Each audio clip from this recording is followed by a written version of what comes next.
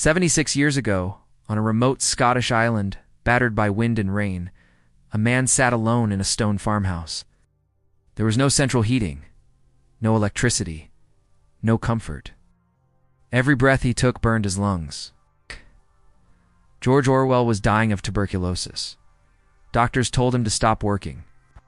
Friends begged him to rest. Instead, Orwell pushed himself harder, because he believed something terrifying, that the world was moving toward a system of control so advanced, so subtle, that people would no longer recognize it as oppression.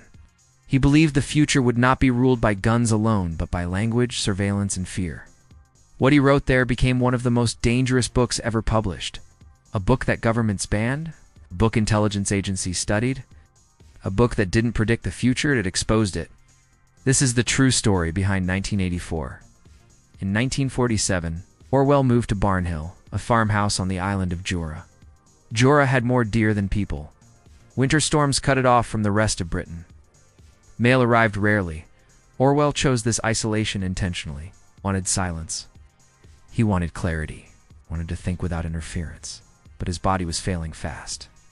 He wrote while coughing blood, typed through fevers. Sometimes he collapsed before finishing a paragraph. Friends later said Orwell looked like a man racing death, because he was. He once wrote, "I am not certain that civilization will survive this war."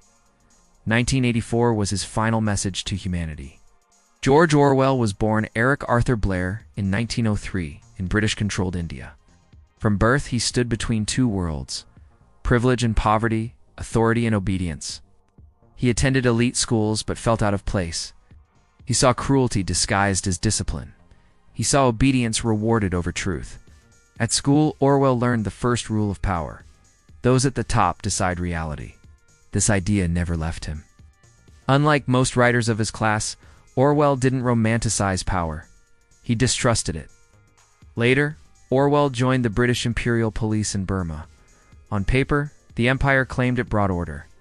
In reality, it ruled through humiliation and fear. Orwell later admitted he was enforcing laws he hated on people he sympathized with. In one incident, he was forced to execute a prisoner not because the man deserved it, but because authority demanded it. That moment haunted him. He realized something crucial. Power doesn't just corrupt the ruler. It traps everyone involved. This experience would later shape the unfeeling authority of Big Brother.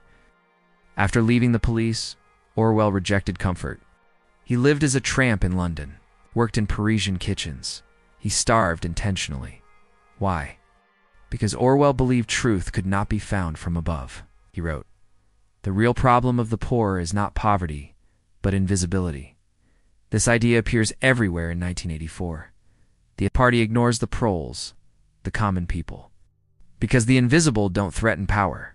In the Spanish Civil War, Orwell joined the fight against fascism, but instead, he discovered something worse. Both sides lied. Facts were erased. History was rewritten in real time. Orwell watched newspapers report events he personally knew were false. That moment changed everything, he later wrote. The very concept of objective truth is fading out. This realization became the backbone of 1984. His earlier book, Animal Farm, exposed how revolutions betray themselves. But Orwell knew it wasn't enough, because the real danger wasn't just corruption, it was control over thought.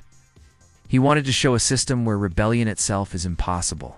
From that dark vision, 1984 was born. How does the party control the human mind? It's not through constant violence. Big Brother's power comes from controlling language through Newspeak, controlling memory by rewriting history, and controlling behavior through the constant fear of surveillance. If language shrinks, thought shrinks. Memory disappears, resistance dies. This is psychological domination, not physical slavery. And at the heart of this system is doublethink, the ability to believe two opposite ideas at once, to know the truth and consciously choose to forget it. This is not stupidity. It is a tool for survival. Orwell understood that when reality becomes too painful, people will choose comforting lies. It's no surprise that governments banned 1984. It revealed their playbook. Surveillance, propaganda, language control, historical revision. Authoritarian states recognize themselves instantly. Today we live in a world Orwell never saw, yet one he described with chilling accuracy. Our phones track us. Algorithms shape our opinions. Truth competes with engagement. We don't need Big Brother watching us. We watch ourselves and each other. Orwell died before seeing the world he predicted, but his warning remains. The greatest danger is not oppression. It is obedience without awareness. The final question is not, is Big Brother watching? It is, when did we stop resisting?